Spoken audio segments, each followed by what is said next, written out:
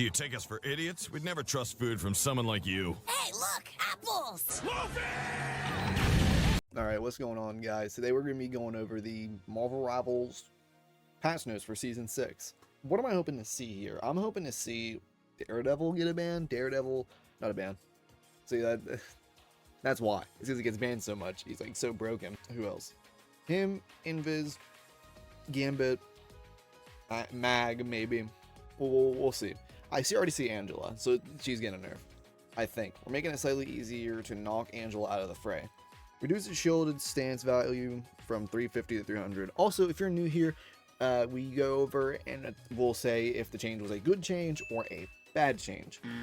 So, starting off with this one, I think this is a good change. They could have nerfed her health, realistically, but they didn't. They decided to instead make her shield a bit easier to break, which her shield regenerates. So it's easier for her to get this health back, but at the same time it's also easier to knock her out of the fight, which like that's literally what they said. I think that is a good change. It's like not really much to say there because it's just a 50 health change, but yeah, good change. Now Captain America, it's time for a little more Star Spangled offense. Okay, so he's probably gonna get more offensive powers. One change: reduce vibranium energy saw cooldown from 8 seconds to 6 seconds. I don't know what that is. I'm gonna say this is a good change though.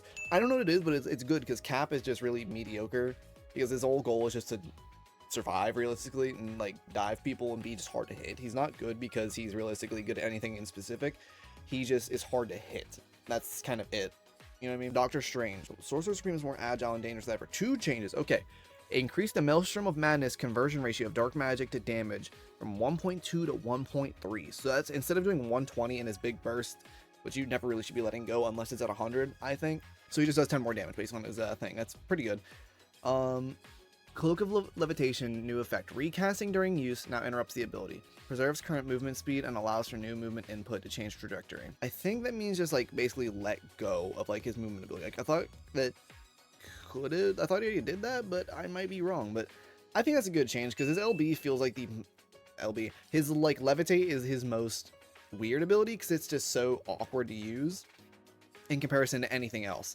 Like everything about him is so fluid, I feel, other than that. And that you like go up so slow and then you're just kind of sitting there. It's good against like a Hela ult, but realistically it's not that good in combat since it's so choreographed. It's more choreographed than his ultimate ability, which is weird. Emma Frost. White Queen's energy gain gets a little more dazzling. Okay, this seems fair. Increased energy gain. Hero hits from 10 every second to 12 every second. Sentience hits from 15 every second, 18 every second.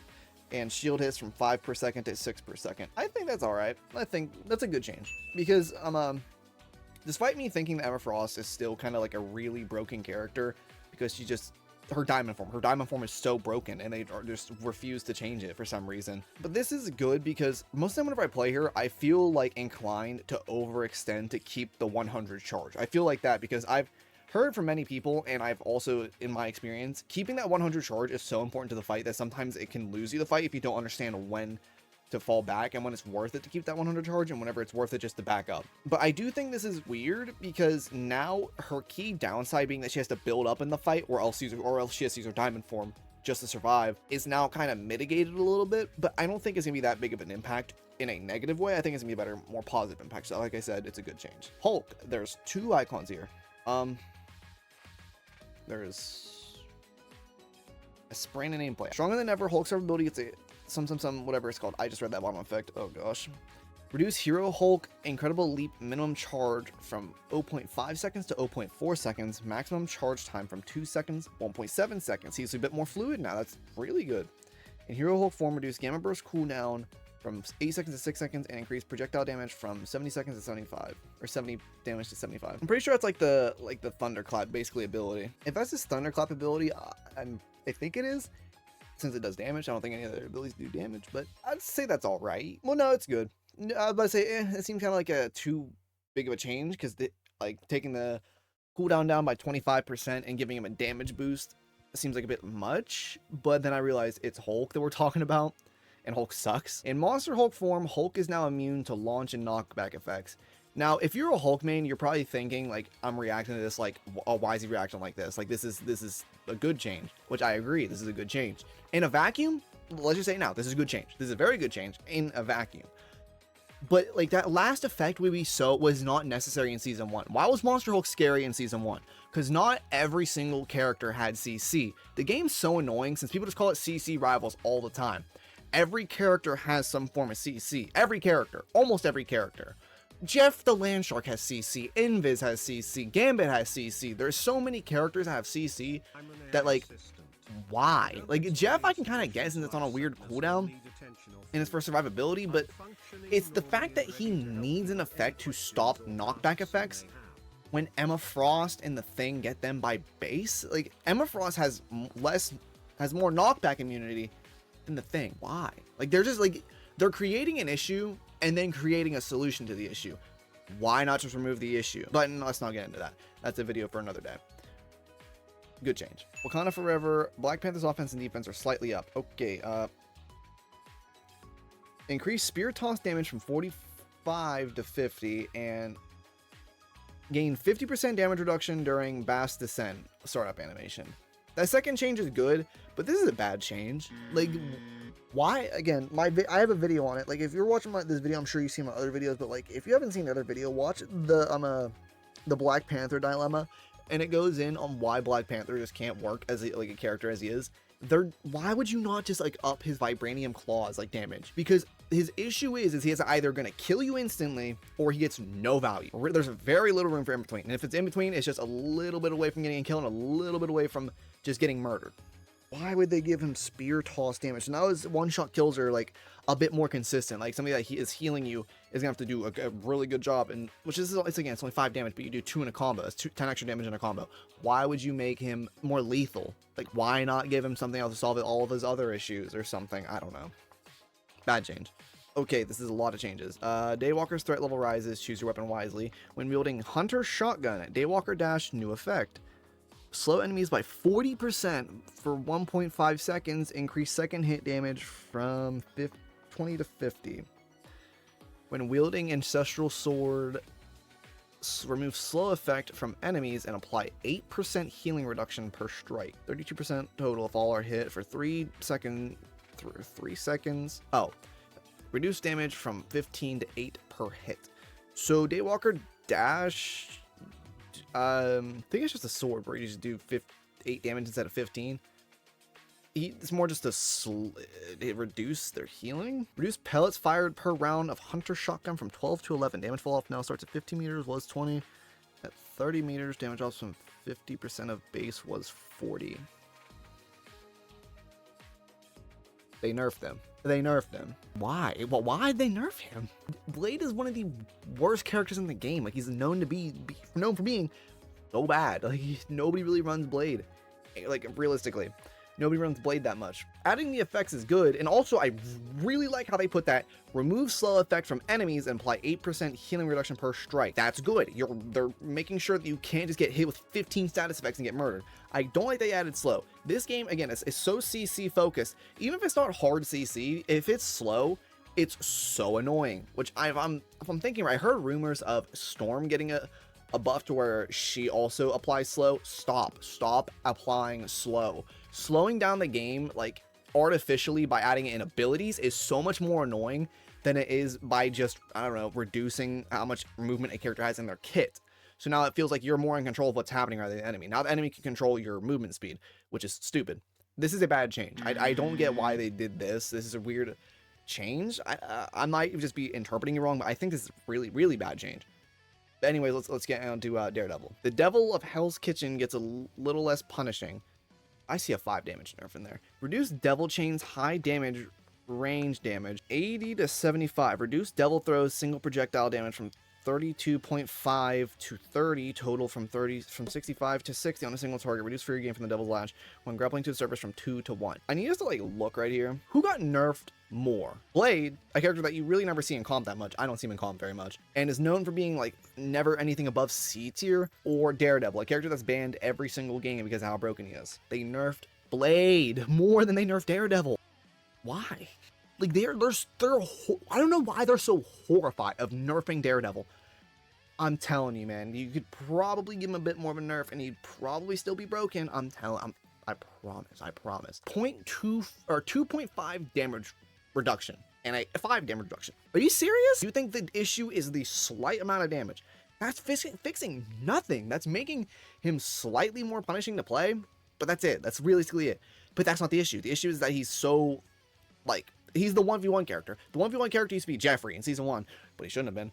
Then it became Iron Fist. Then it became so many different characters, but now it's him. He is the 1v1 character. You can't really beat him unless you really know what you're doing on a one-on-one. But bad change. Like, we're already up, I think, like, what, 2 bad changes from last patch? I think there's literally only 1 bad change last patch, or maybe 2. But let's get on to Iron Fist. Lin Lee's strikes are slightly faster and harder.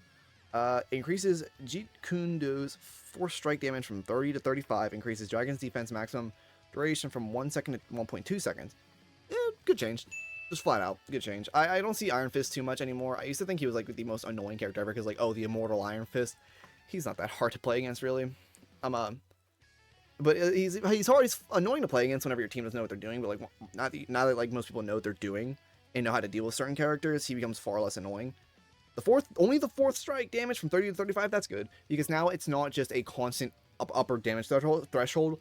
You now kind of have time to respond to it, which I like that. I like that you have more time to respond. And then the maximum duration only going up by 0.2 seconds. That's pretty good. So now you just can be a bit more loose with how you use it. But of course, he's going to be a little bit more annoying to play against. But that's still just a good change. Now we have Namor. I can't wait for this. More power in his base form, but his team up is toned down. Off of that, probably a good change. I'm not going to like lock it in right now. But that's probably a good change. Reduce aquatic dominion time for a single charge from 12 seconds to 10 seconds. Increases default Monstro spawn health from 100 to 125 and damage from 17 to 18. Increase enhanced monster spawn damage from 11 to 12. I don't see a change to his team up, but I'm pretty sure it's going to be later on. This is good. I say this is pretty good. Because the issue is that like unless you have a team up, Namor's usually just not played that much because he doesn't really have variety. Like I play him because I think it's funny to be like, oh, I'm playing Bee Swarm, I'm playing Tower Defense Simulator, I'm playing some type of tower defense game because I'm playing with turrets and stuff like that. That's what I always make the joke of. But he is decently fun to play. But if you get punished hard enough, like it's miserable to play him unless you have Hela or like the Hulk team up or the Luna team up. Like I don't get why they can't just give him a balanced team up. Okay, this is good though. That they're just making him better without the team up and making him worse with the team up. So it's not as big of a gap. Like it's like this big of a gap at first, and now it gets toned down to probably like this. I haven't seen the team change, but it's probably gonna be like this much of a change. Strategist. Tai and Tandy's support is getting a shake-up, healing, and flexibility updated. So it's probably not gonna be exactly a buff or a nerf, probably just rebalance. Reduce dagger storm healing from 55 per second to 45 per second. I'm pretty sure that's like the bubble.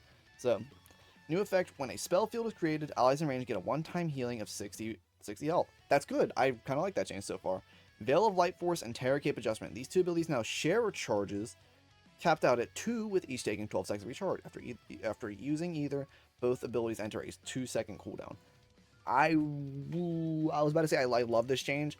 I like this change overall. This is a good change. But the only annoying thing is now the Cloak No Dagger player is going to be even worse because now they have 2 terror things to use. But I know it would be kind of like redundant to add like a cooldown on only the terror veil or terror cape. So yeah, good change, but the people are gonna be a little bit more annoying. But that's just a little nitpick. Gambit. I see 3 changes here, and I main Gambit, so that's gonna be kind of annoying. The King of Cards takes a hit to its healing and his ultimate. All right, now wait, hold on. We have 3 changes here. Why could we not do this in the first change? The first change was just a slight thing to his ultimate ability, which is like, why? His ultimate wasn't.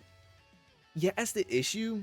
And also, yes, that is kind of fully the issue, but upping the charge. Now you just have to wait longer to, like, steamroll the enemy team. Like, you can make a ultimate have 10,000 charge, and if it's broken enough, it still will be, get this, broken. Like, yes, charge plays a factor into it, but it plays almost the least amount of factor in the ultimate. But reduce big, easy impact healing amount per explosion from 25 to 15. Total from 75 to 45. So I think that's like no, actually that's the dive. Oh, okay. That's actually a decent change so far since he's really annoying to have to try and kill. Reduce Raging Royal Flush's healing from 75 per second to 55 per second. That's pretty good. Bridge boost bounces on a single target are now set to a maximum of 2. Okay, I was going to be like, oh man, a game got nerfed. This is a good change. This is a very good change, matter of fact, because like they didn't just gut him in terms of like stats, which they usually are really focused on the stats, which is really annoying, but changing it to where he just heals a little bit less in his ultimate, which was an issue. He heals on his dash a little bit less, which also heals him, which is a problem. That's good. And the bridge boost bouncing, I used to always think, man, if I'm low, just like bridge boost next to somebody. And if we're the last 2 left, I can keep him alive for so long. But now you can't do that no more. You actually have to get good, proper value out of it. Invisible Woman. Okay, 3 changes. Sue Storm's is a little less unbreakable and her protection is a little less potent. Reduce Guardian Shield value from 250 to 200. This should have been base. Like, this should have been in Season 1, whenever they came out. Alright, reduce Shield restoration rate after reclaiming from 42 to 34 per second. Total time unchanged. Oh, okay, so it's, okay, alright. Reduce Guardian Shield healing to Invisible Woman from 50 per second to 25 per second. This is probably the smartest nerf that they could have made because it still keeps her a good healer, but it makes her a worse one-on-one character, which it's stupid that she became one because of how many changes they gave her, which now I'm kind of glad they did this change. But this is a very, very good change. Very good change. They didn't change her main healing. They didn't change her ultimate. None like that. So this is pretty good. Rocket Raccoon. I don't know why they're changing him. Okay. Rocket's on a bit of a slowdown. Reduce movement speed during wild crawl from 10 meters per second to 8 meters per second. This is okay. I'm going to say it's... I really have to think about this one, Nolan. I really do have to think about this one. I'm going to have to go with good change because I don't really see how wild crawl would ever... Like if it went in the opposite direction, that would be a bad change. So realistically, if it goes in this direction, it's a good change. I know it's probably a logical fallacy, but it's not going to affect him in like a, oh, we're getting on a spawn type of way because usually there's not that many good maps for him to wall crawl to. He's just gonna be a bit easier to kill in the sense of like running around on walls. So probably a good change. Now team ups. All right, Hela and Namor. No more tidal waves of pain. Namor team ups get nerfed. Increases tidal dirge cooldown from 20 seconds to 30 seconds. Reduce undead monster spawn damage from 12 to 10 seconds. Reduce berserk state undead monster damage from 7 to 6. Okay. I think that's actually really good because they just made him a lot less frequent to do that, but now he's still kind of annoying in all honesty because it's a cool team up. It's a very cool team up in the regard of like what it does. This is what a lot of team ups should be. Not really, because like team up should be like combined things like how Hulk and Wolverine are. Like this change is yeah, it's good, but they could have probably did something different, like make the turrets like last a little bit less, but it's alright. Vibrant Vitality, Mantis, Groot, Loki. Deific Blessing ally damage boost effect from 25% to 15%. I'm not gonna lie, I don't know what this does. Blessing ally damage boost. So it has to, I think it's talking about whenever they're in Loki's domain. I think, yeah, whenever they're in Loki's domain, they do less damage boost. I say it's alright. Like this team up isn't like that crazy, but especially since it's Mantis and Loki. You need a third healer. That's not a good heal lineup in the slightest. But it's alright. It makes 3 healer comps like less annoying. So yeah, I think it's alright. It's a good change, I guess. Adjust it or remove. Ooh, okay. Ever Burning Bond. Okay, this team up's gone. I think that's... I saw another team up for Spider-Man, so I'm gonna say this is a good change since this team up was just so... I never saw this team up. I never saw it. Because this is, number one, a weird, like team up, but it's also really pointless because most Spider-Man don't want to have to learn a combo with this in it and then not be able to use it. So yeah, good change. Rocket Network, I think this gets removed. Lose the armor, penis, gain 3 with Rocket Raccoon. So I think he's no longer on this. I think she's no longer on this. I think either she's no longer here or she just like exists on the team up. I don't know. This is a good team up though, since like her giving him an ability was good. Like it's good that they got like synergistic abilities. Like they both got like better minds, which is really good. Not that the team up wasn't good because it's annoying that it just makes Penny Parker better flat out. It's just a flat out extra thing for her to use. Spider-Man got 2 uppercut charges or whatever whenever he had to team up with Human Torch. That would be annoying, right? Exactly. But yeah, good change since Penny is kind of annoying. New Mr. Pool's interdimensional toy box. I think I saw this on TikTok. It's a pocket universe of shenanigans. Against Jeff's cuddle buddy ability through his team up with Deadpool. As a team, I think he has 4 team ups now. He has 4 team ups he's a part of. As a team up anchor, Deadpool gains either 50 health, 5% damage, or 5% healing. I think I know how this works. I know how this works. So I think this is a pretty funny change. It's like Jeffrey, I don't think he's on the receiving end of a team up. Yes, he's on the receiving end because he's him and Rocket are with Groot, so he's on the receiving end, but he doesn't get an ability. So good change. Penny Parker and Spider-Man. Spiders stick together. Spider-Man unlocks the new sticky spider bomb ability through his team up with Penny Parker. It's not that ability that pissed me off. It's the second thing. She just gained more health. We just had a 50 health nerf not too long ago for her. I think it was literally in the last video where she got a 50 health nerf, and now they're just giving it back. So now these two characters are annoying. These two characters are annoying. So I think it's not like, oh, this is horrible, but this is a bad change more than it is a good one, because both of these characters are annoying in the sense that they work, not that they work well together, but they are annoying to play against. Both, I hate playing against Spider-Man, I hate playing against Penny. Not like, oh my gosh, I'm horrible against them, but like in the regard that it makes you play the game differently. Now, two characters that make you play the game differently are going to be paired together. And Penny's gonna be tankier, and Spider-Man's gonna be more lethal, which they already are. Very. They could have just buffed Spider-Man, but whatever. And that's it. The total will probably pop up like right now of how many good changes there were, how many bad changes there were. But I think that this was, I'm unsure. I don't want to give like a final like, oh, this is a good patch notes update, because I'd have to see it realistically. I don't feel like too confident in saying this is really good or really bad, because like they nerfed Blade. Like, no, it's like yes, it's a rework, but they nerfed him. They reduced his damage. Why? But whatever. It's cool. It's cool. We'll see how it plays out. But my name's Lucky Ant. I had a great time. Hope you guys did too. And I will see you guys in the next one. See ya.